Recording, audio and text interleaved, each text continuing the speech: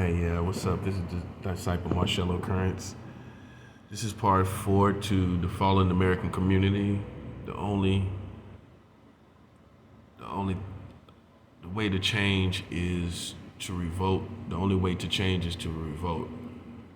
So, I covered the American community as a fallen, as fallen.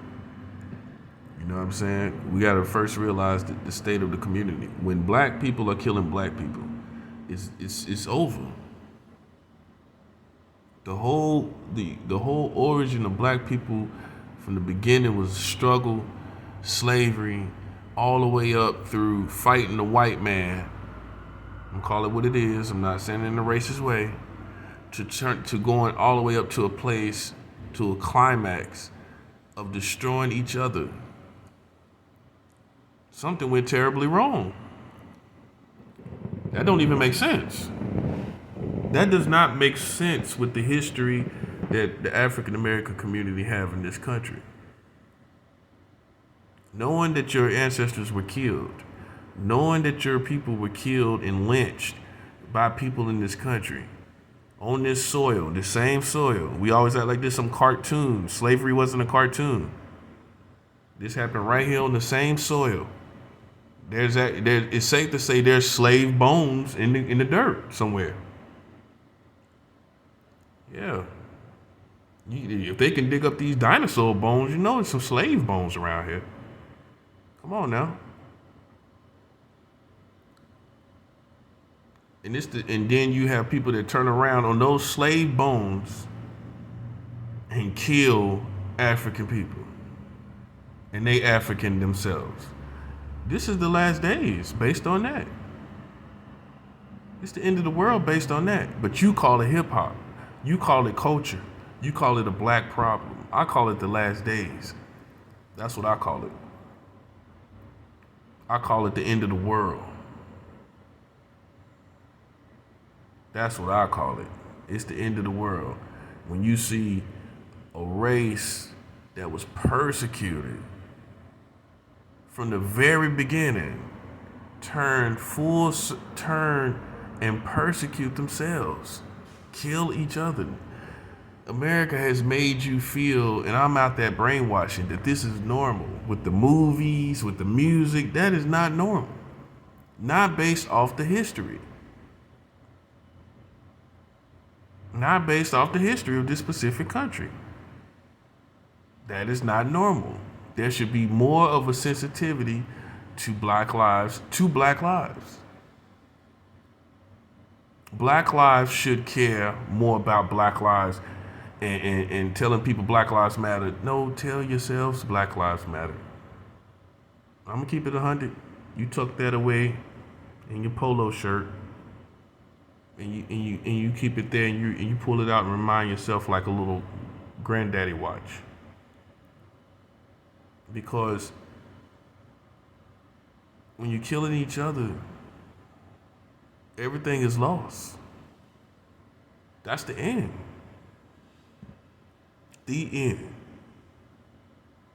Because can't nobody stop you from doing it. I don't care if we get 1 million vaccines. I don't care nothing about no vaccines. I don't care nothing about no president. I don't care nothing about that. Because as long as black people killing each other, it's the end. That's basically what it is. That's basically what it is. It's an indication of that to me. It's the indication. Because all love and evil has come, all love is gone. Evil has came and destroyed and just deceived the people. And it's just at its worst state, like some Armageddon apocalyptic final battle type thing, where everybody's fighting against each other. That's what's going on. That is not normal. And it has been at its worst state since its conception. Okay? Because this wasn't always going on. Let's get this understood. So since its conception, I would say from about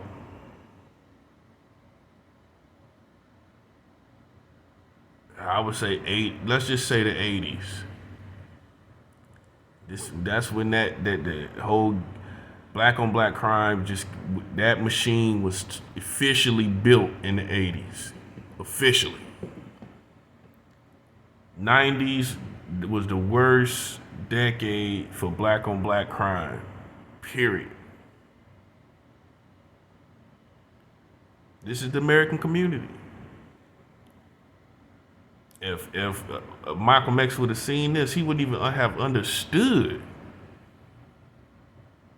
He knew about drugs. He knew about, he had his own history of the streets. But on this level, kids are being killed, everything. Kids are being shot. No. And Malcolm X, Martin Luther King Jr. would have been the most appalled. Because he didn't even have no background in the street life per se. Malcolm X at least had a little street cred, street background, street history. Martin Luther King Jr. would have just been broken. He would have been broken at the state of the country. So I don't want to so if it is the way it is, then and this is the end, then we need to stop talking about racism and just talk about war. That's how I feel. Because I see black people killing black people. So what's more important? Understanding the wars that need to go down and happen, or hanging on some words that black people using themselves. Hanging on the same thing, letting these clowns act like that's the worst thing that's going on when they using the word themselves. The worst thing that's going on right now is black on black crime. I don't care what you think about it. I don't care how you feel about it. You are the worst problem in the country.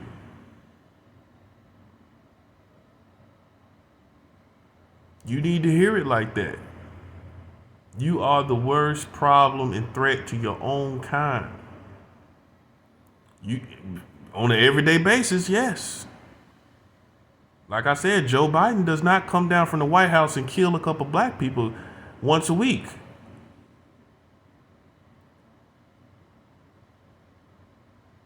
It's black people that come out their house and kill other black people.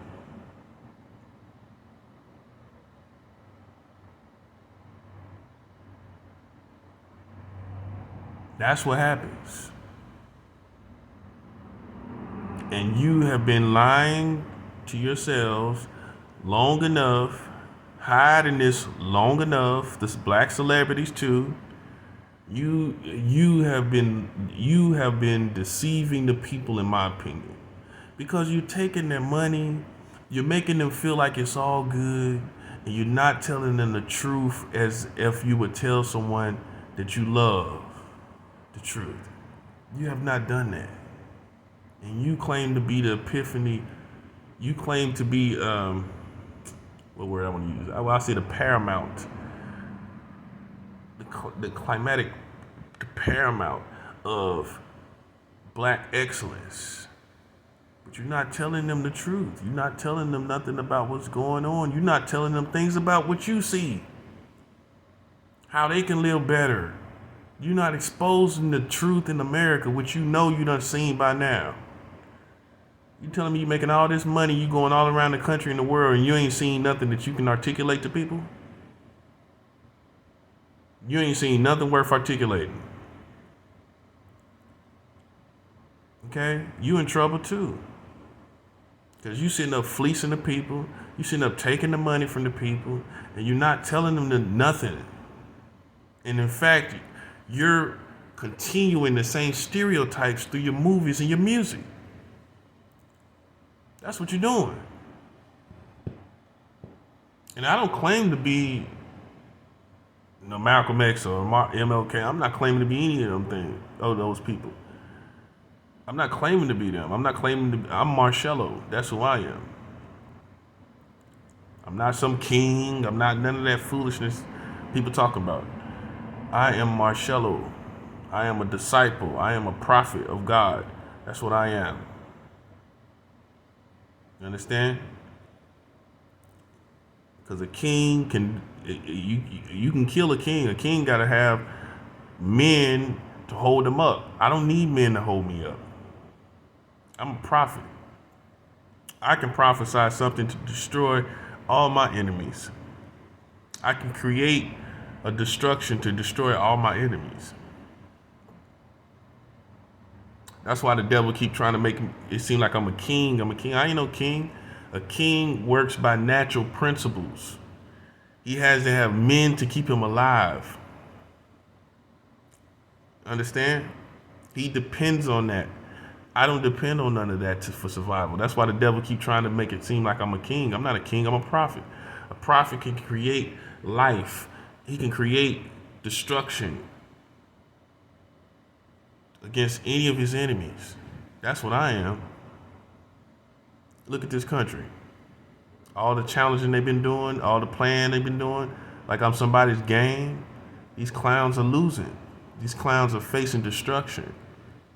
And it ain't gonna get no better till I get my respect. I could take it or they can give it. Either one or the other. It don't matter to me. It don't matter. I take my respect or you can give it to me. Either one. But as far as the American community, man, how I see it is it's falling. Black people are hypocrites more than ever before. You know, nobody's saying it like it need to be said. You know, everybody's saying keep it real, keep it real. That is keeping it real. That is keeping it 100. The only people that won't do that is people that's taking your money. The black people that's taking your money is not going to tell you that your state, the state that you're in, because a part of that is tied to the money. If I'm a rapper and I need you to go down to a bar, why am I going to tell you to stop drinking? Why am I going to tell you all this stuff that's going on with drugs and all this stuff, and that's tied into the music scene and how I get my money? I'm not going to want you to stop that. You see how that works? So why you think the rappers don't know no better? No, they're looking at it as they don't want to say too much because that's going to stop their money. Let's keep it 100. If you don't go down to the shack, the juke joint, like they say back in the day, you don't go down to the juke joint, then they don't get no bread. They don't get no money. They don't get that bag. If you don't go down to the juke joint, they don't get a bag.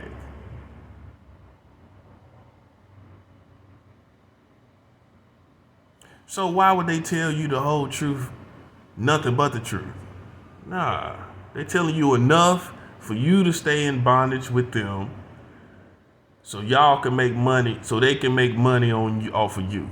As long as you come in and buying their stuff and going to them concerts and all that kind of thing, and you are influenced to listen to their music, which consists of all negative things, they have to keep you in bondage. You see what I'm saying? It profits them to keep you in bondage. All these artists always talking about how the CEOs keeping people in bondage, but you keeping people in bondage too. Yeah, let's talk about the bondage you got people in, where you don't really want them to be free from the lifestyle that is attached to your music, because they won't be buying no tickets, they won't be buying your music, they won't be supporting you. So you insinuate the lifestyle that's attached to your music, which a lot of it is killing, shooting, all that. That's what the people want to hear. You have to put some of that in there. You can't come telling them to stop the crime and all this and all that when they want to hear that shoot 'em up music, and that's what they want to be on. And that's what keep that bag coming. Why would you do that? So you got to throw a little bit of that in there. You might feel like you better than the man over here, but you're not. Because in all, you are now moving and motivated by the bag. That's why it says the love of money is the root of all evil. Not money, the love of it. So the evil that's going on, all this influence, all these people, because a lot of people are motivated by this music. This music is what got people out here thinking they thugs and gangsters. This music out here got these people thinking they something they not. You understand? So that being said, okay, that's the evil in it. And you're doing it for the bag. You know what I'm saying? I'm not hating, because I wouldn't be you. You couldn't pay me to be you at this point in my life. I would not ever be you.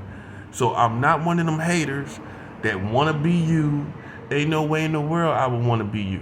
Because if you, now that I understand the spiritual repercussions and responsibility that goes with that, there's no way in the world.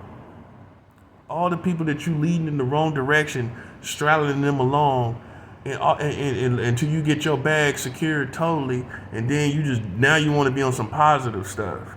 Now the people you done broke down, that done drunk syrup for 10, 15 years, and done smoked pounds and pounds of bud. Now you want to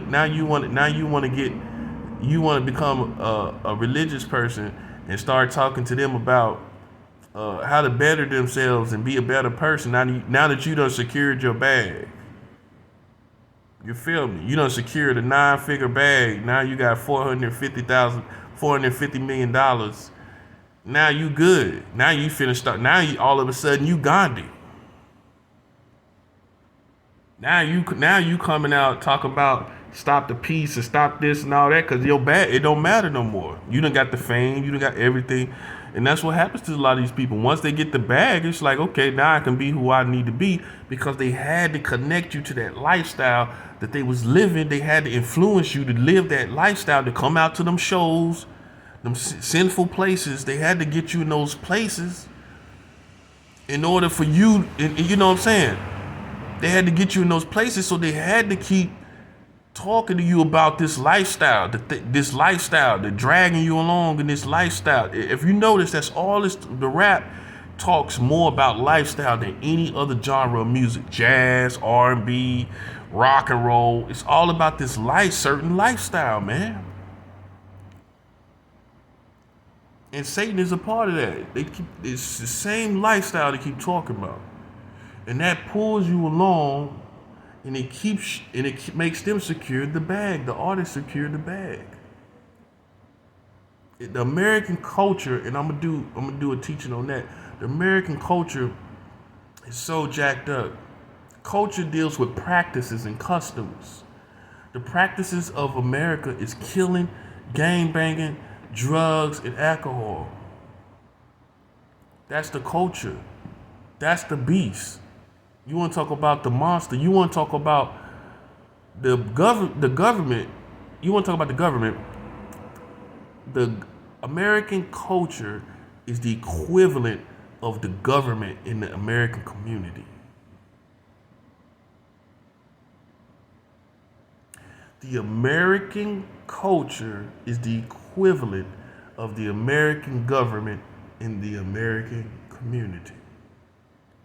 It has its presidents, it has its senators, it has its Democrats, its Republicans, its far lefts and far rights. Talking about the American culture now. All influencing the people though. They re-elect, they choose different kings and all that. They govern you.